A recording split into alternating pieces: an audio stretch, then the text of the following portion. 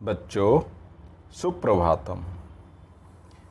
आज हम रुचिरा भाग 3 यानी 8वीं कक्षा के प्रथम पाठ सुभाषितानी के अभ्यास प्रश्न करेंगे। तो देखिए, सबसे पहले जो प्रश्न दिया है, पाठे दत्तानाम पद्यानाम सस्वरवाचनम कुरु, यानी पाठ में दत्तानाम माने दिए हुए, पद्यानाम माने पद्यों का सस्वर वाचन करना है। सस्वर वाचन का मतलब है लय के साथ वाचन करना है। इसके लिए आपको वीडियो देखना चाहिए जो पाठ को पढ़ाते वक्त प्रयोग में लाया गया है, और उसके अनुसार आपको इसको गाने की कोशिश करनी चाहिए। ठीक है। अगला प्रश्न है श्लोकांशेषु रिक्त स्थानानि पूर्यत, यानी श्लोकों के अंश में, यानी श्लोक का एक अंश आपको दे दिया, उन दोनों अंशों में क्या है, रिक्त स्थानानि, जो खाली स्थान छोड़ दिए गए हैं उनको पूर्यत माने पूरा करना है। ठीक है। तो सबसे पहला है क, समुद्रम आसाद्य, समुद्र को लेकर के या मिल करके क्या हो जाता है, भवन्त्यपेया, नदियाँ कैसी हो जाती हैं, अपेय हो जाती हैं, न पीने योग्य बन जाती हैं। तो यहाँ पर क्या आएगा, भवन्त्य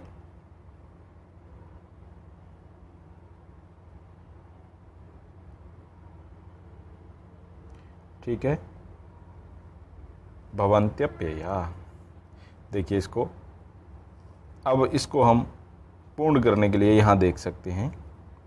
ये देखिए, सबसे पहला शब्द है, देखिए, समुद्रम आसाद्य भवन्त्य पेया, भवन्त्य पेया। तो यही वहाँ पर हमको लिखना है। ठीक है। अगला प्रश्न है ख, ये खाली स्थान हमको पूरा करना है। वचः मधुर सूक्त रसम सृजन्ति, वचः मधुर सूक्त रसम सृजन्ति। तो चलिए इसको भी देख लेते हैं, क्या लिखा है वहां पर।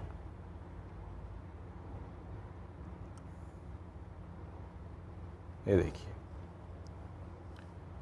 वचः मधुर सूक्त रसम सृजन्ति, क्या छूटा था, श्रुत्वा। ठीक है।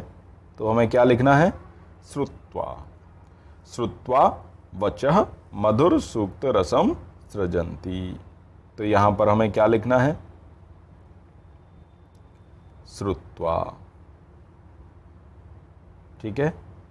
क्या लिखना है,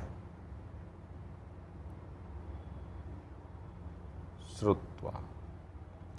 ठीक है, यही लिखना है। इसके बाद तद्भागदेयम, खाली स्थान है, पशुनाम। चलिए इसको भी देखते हैं। तद्भागदेयम, देखिए, तद्भागदेयम पशुनाम, बीच वाला परमम छोड़ दिया, यानी तद्भागदेयम परमम पशुनाम। ठीक है। तो क्या आएगा वहां पर, परमम। ठीक है। तो हम यहां पर लिख देते हैं परमम। ठीक है, परमम। अब विद्याफलम, विद्याफलम, खाली स्थान छोड़ दिया, इसको भरना है। कृपणस्य, कृपणस्य सौख्यम, कृपणस्य सौख्यम, बीच में ये खाली स्थान छोड़ दिया है। तो देखिए यहां पर क्या है,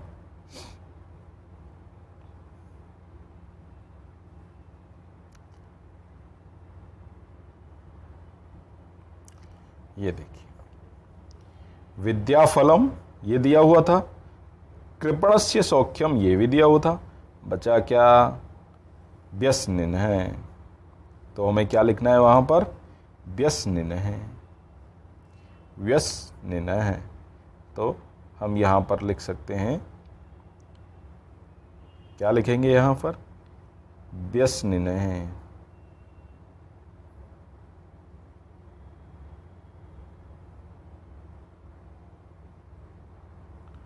ठीक है, व्यसनिनः। अगला है पौरुषम विहाय यह अवलंबते। पौरुष को छोड़ करके यह माने जो अवलंबते, किसको अवलंबन करते हैं, किसके उस पे रहते हैं भरोसे। चलिए देखते हैं, आपको याद होना चाहिए, नहीं है तो भी हम यहाँ देख सकते हैं। विहाय विहाय पौरुषम यो ही दैवम एव। दैव माने क्या होता है, भाग्य, बताया था। एक मात्रा है देव तो उसका अर्थ है देवता, लेकिन दो मात्रा है दैव यानी कि ऐ की मात्रा है तो दैव का अर्थ होता है भाग्य, कि जो भाग्य के ऊपर रहते हैं, भाग्य के भरोसे रहते हैं।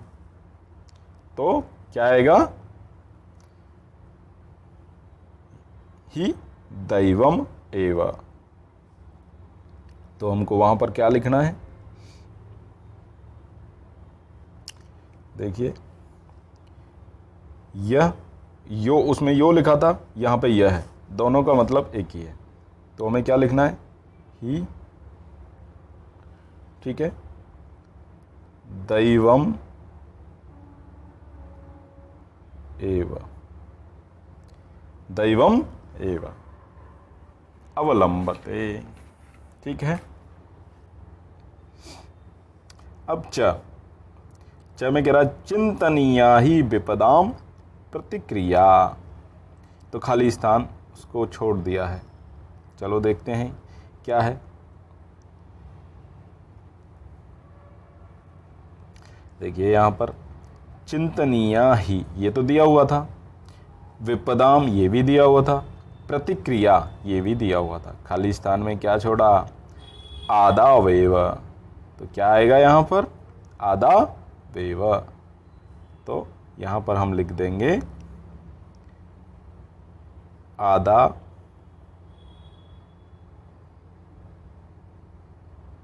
वेव। ठीक है, यानी ये दूसरा प्रश्न के पांचों आंसर हो जाते हैं। अब देखिए, प्रश्न नाम उत्तराणी एक पदेन लिखत, अर्थात एक पदेन, केवल एक ही पद में यानी एक ही शब्द में उत्तर देना है।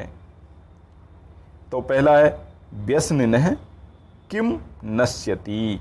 व्यसनिनः जो होते हैं, झगड़ालू लोग जो होते हैं, आलसी लोग, आलसी जो होते हैं, व्यसनिनः आलस्य से भरे पड़े रहते हैं, हमेशा उसमें रहते हैं। तो उनका क्या, नश्यति माने नष्ट हो जाता है, तो व्यसनिनः का क्या हो जाता है, विद्या फलम। ठीक है, विद्या फलम। इसको दोबारा से लिख देते हैं यहां पर,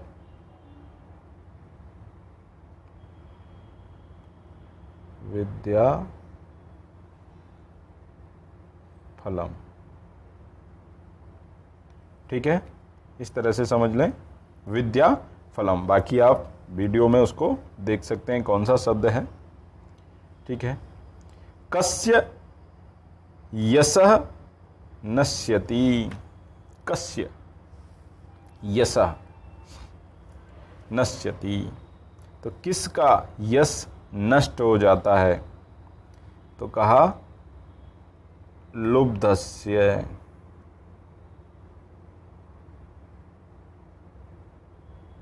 किसका हो जाता है, लुब्धस्य, यानी लोभी, लोभी जो व्यक्ति होता है उसका यश नष्ट हो जाता है।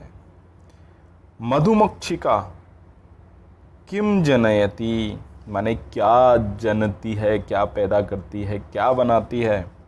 तो ये तो आप लोग जानते ही हैं, क्या बनाती है, माधुर्यम।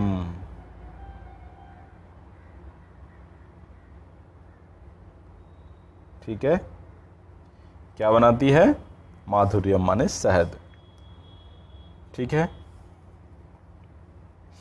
आगे देखिए, मधुर सूक्त रसम के सृजंती मधुर सूक्त रसम, यानी जो वाणी के मीठे रस का सूक्त माने अच्छे वाली बातों का जो रस होता है वो के माने कौन सृजंती,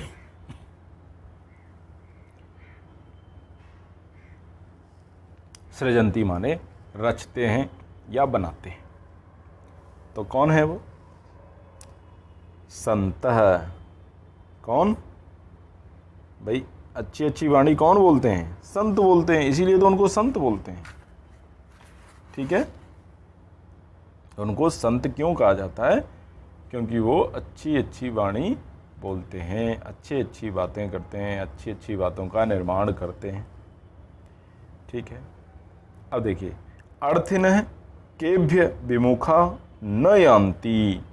अर्थिन माने याचक, यानी कि जो मांगने वाले लोग हैं। केभ्य माने किन से, विमुखा दूर, न यान्ति नहीं जाते हैं। विमुख होकर के, दुखी होकर के, उनकी तरफ से मुख मोड़ करके नहीं जाते हैं, मतलब उल्टे नहीं लौटते हैं। किन से? याद करिए, केभ्य यानी वृक्षेभ्य, वृक्षेभ्य।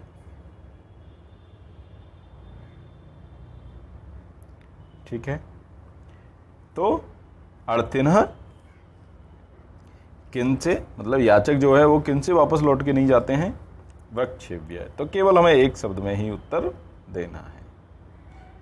ठीक है, अब अगला चौथा प्रश्न देखते हैं।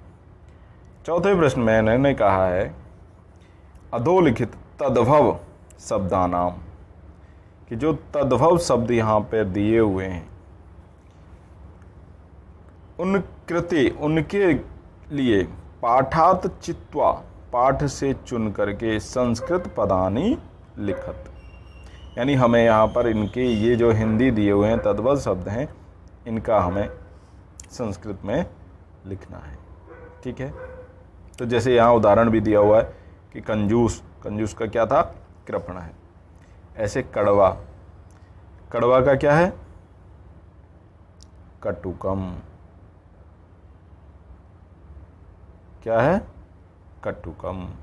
ठीक है, ऐसे ही अगला है पुच्छ, पूंछ, पूंछ को क्या कहते हैं? पुच्छ, पुच्छ है। ठीक है, अगला है लोभी, लोभी, लोभी को भी क्या कहते हैं? लुब्ध।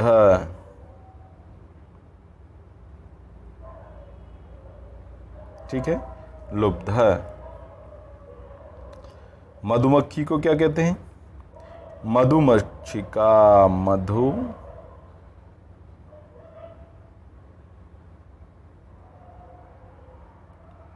मधुमक्षिका, मक्षिका। ठीक है, और तिनका, तिनका को क्या बोलते हैं? तृणम। ठीक है, तो इस तरह से इनके हम संस्कृत पद लिख सकते हैं। अब आगे देखिए पांचवा, ये देखिए इसमें क्या है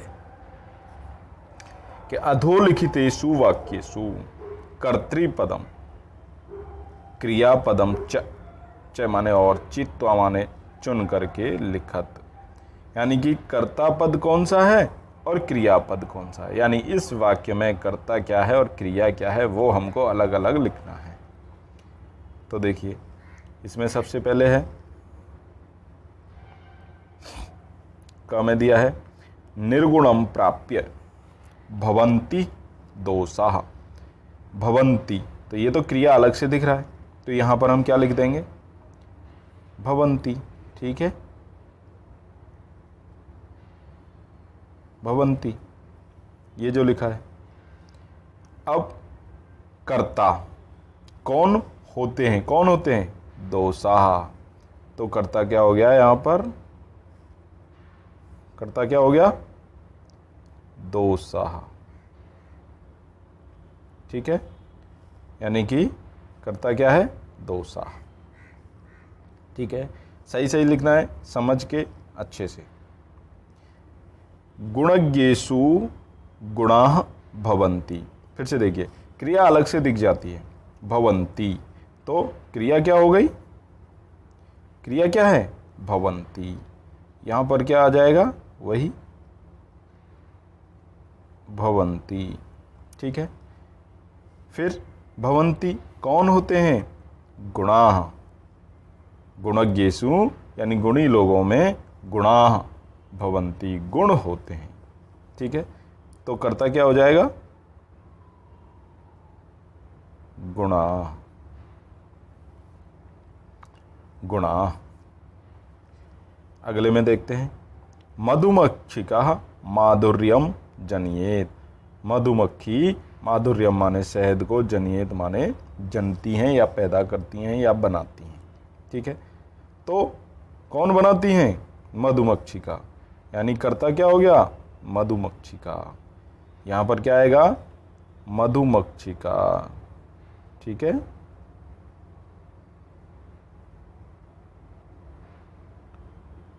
मधुमक्षिका। और क्रिया जनयेत, बनाती हैं, तो क्रिया जनयेत। ठीक है, तो क्या हो जाएगा यहाँ, जनयेत। ठीक है, इस तरह से। पिशुनस्य मैत्री यशः नाशयति। कौन नाशयति माने नाश करती है, मैत्री। किसकी मैत्री अलग बात है, तो वो तो क्या हो गया, विशेषण हो गया, लेकिन यहां पर कर्ता क्या हुआ, मैत्री, यानी कि यहां हम क्या लिखेंगे, मैत्री। ठीक है, कर्ता क्या है, मैत्री। नाशयति, नाश करती है, तो क्रिया क्या हो गई, नाशयति, तो यहां पर लिख देंगे नाशयति। ठीक है, नाशयति।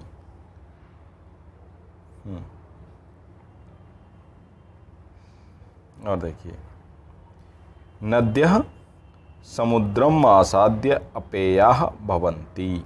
तो देखिए, क्रिया तो क्लियर दिखती है, भवन्ति, तो इसको हम यहाँ लिख देंगे भवन्ति। ठीक है, अब कौन होती हैं, नद्यः माने नदियां, तो कर्ता क्या हो जाएगा, नद्यः।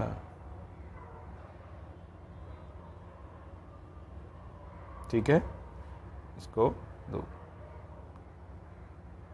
नद्यः, तो कर्ता क्या हो गया, नद्यः। तो सही से समझ के आपको लिखना है, ध्यान रहे। अब देखिए, अब प्रश्न आ रहा है आपके सामने, रेखांकितानि पदानि आधृत्य प्रश्न निर्माणम कुरु। रेखांकित पदानि, रेखांकित यानी जिनके नीचे अंडरलाइन हो रहा है, रेखा खिंची हुई है, उन पदों को आधृत्य माने आधार करके प्रश्न निर्माण करना है। तो देखिए, प्रश्न निर्माण के लिए सीधा सा है कि जैसे अंग्रेजी में होते हैं WH वर्ड, ऐसे ही संस्कृत में होते हैं क से आरंभ होने वाले शब्द, यानी क अपने आप में एक प्रश्नवाचक शब्द है। ठीक है, तो अब इसको हमें देखना पड़ेगा पुल्लिंग और स्त्रीलिंग के आधार पर और वचन के आधार पर हमें इसका निर्माण करना होता है। तो देखिए, गुणा, गुणा शब्द को लेकर के हमें प्रश्न बनाना है, यानी गुणा के स्थान पर आएगा प्रश्नवाचक शब्द, और वो कौन है, वो क वाले हैं। तो अब गुणा चूंकि पुल्लिंग है, पुल्लिंग शब्द है, तो इसलिए क वाले शब्द का भी पुल्लिंग में ही रूप चलेगा। अब गुणा क्या है कि देखिए, अगर बनाते हैं हम, क्या बनता है पुल्लिंग में रूप कर्ता का, कह, कौ और के, यानी एक वचन, द्विवचन, बहुवचन। अब गुणा क्या है, बहुवचन, तो यहाँ पर क्या आ जाएगा, के, यानी के गुणज्ञेषु गुणाः भवन्ति। ठीक है, के गुणज्ञेषु गुणा भवन्ति, तो आपको गुणा के स्थान पर क्या लिखना है, के लिखना है। ठीक है, आ गया समझ में? तो यहाँ क्या लिख जाएगा? के लिखने के बाद गुणज्ञेषु गुणा के गुणज्ञेषु गुणा भवन्ति। ठीक है, अगला नद्यः, यानी कि इसको लेकर के हमें बनाना है। अब शब्द क्या है? नदी। कैसा है? स्त्रीलिंग। ठीक है, सुस्वादुतोयाः भवन्ति, नदी बड़े मीठे पानी वाली होती हैं। तो क्या है? करता है, लेकिन स्त्रीलिंग है। अब स्त्रीलिंग में भी रूप कैसे बनेंगे? तो स्त्रीलिंग में बनते हैं का, के, काह, यानी एक वचन, द्विवचन, बहुवचन। ठीक है, तो यहाँ पर क्या है? नद्यः, तो ये भी बहुवचन है, तो यहाँ क्या आएगा? बहुवचन आएगा, यानी कि नद्य के स्थान पर क्या आ जाएगा? काह आ जाएगा। काह सुस्वादुतोया सुस्वादुतोया भवन्ति, का सुस्वादुतोया भवन्ति। तो इस तरह से आपका प्रश्न बन गया। ठीक है, अब देखिए यहां पर है लुब्धस्य यशः नश्यति, लोभी का यश नष्ट हो जाता है, लोभी का यश नष्ट हो जाता है। तो लुब्धस्य, तो क से क्या बनेगा? ये षष्ठी विभक्ति है, पुल्लिंग है। ठीक है, तो कैसे बनेगा? कस्य,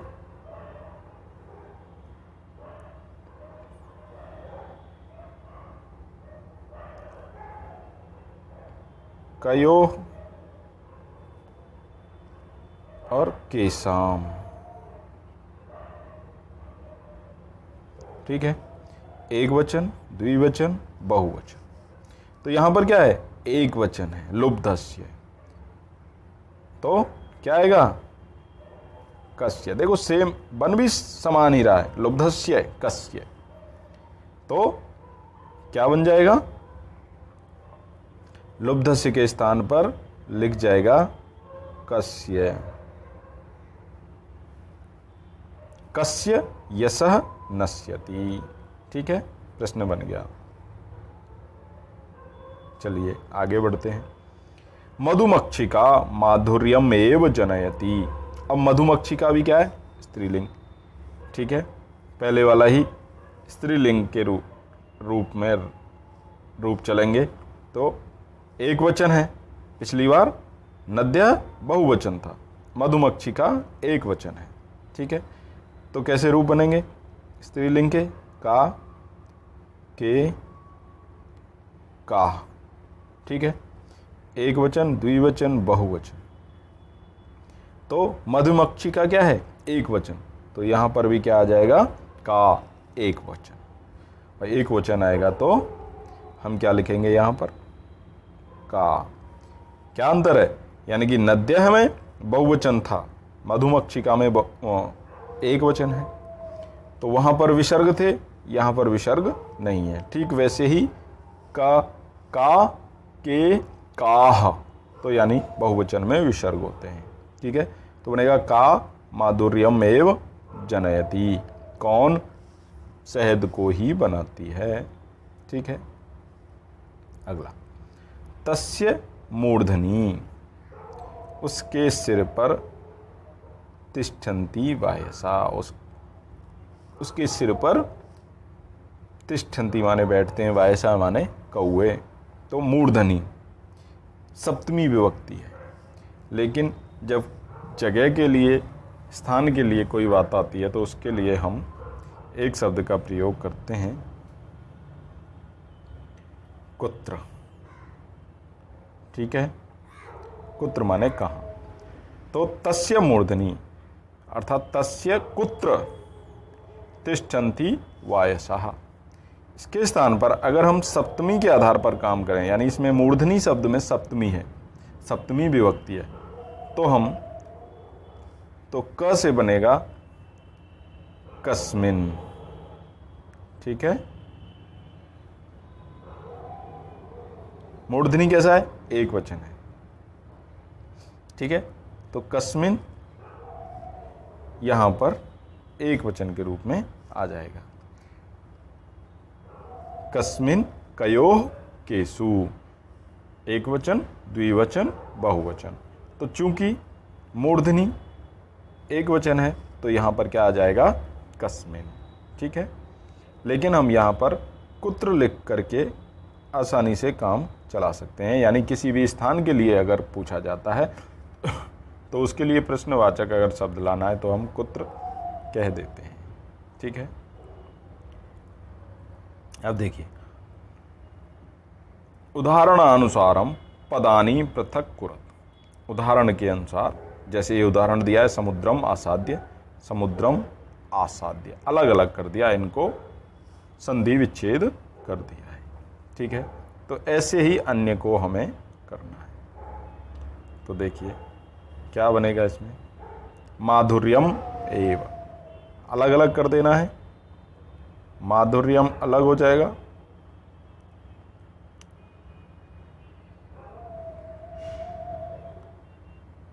माधुर्यम, ठीक है, प्लस एव,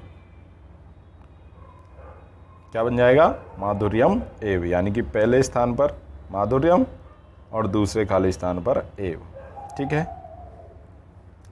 इसी तरह से अल्पम एव, अल्पम धन एव, ठीक है। इसी तरह से सर्वम एव, सर्वम धन एव, ठीक है। इसी तरह से दैवम एव, दैवम धन एव, ठीक है। महात्मनाम उक्ति,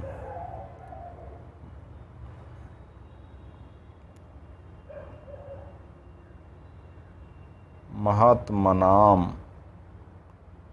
ठीक है, महात्मनाम धन उक्ति, ये आधा का है, ठीक है। उक्ति यहाँ जो लिखा है हमने केवल स्वर को और व्यंजन को अलग किया है, ठीक है। ठीक ऐसे ही विपदाम आदावेव, विपदाम विपदाम,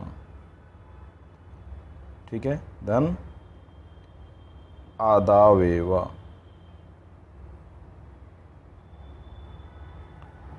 ठीक है। तो इसी तरह से लिखना है देख करके, विपदाम आदावेव, और इस तरह से ये तुम्हारा संपूर्ण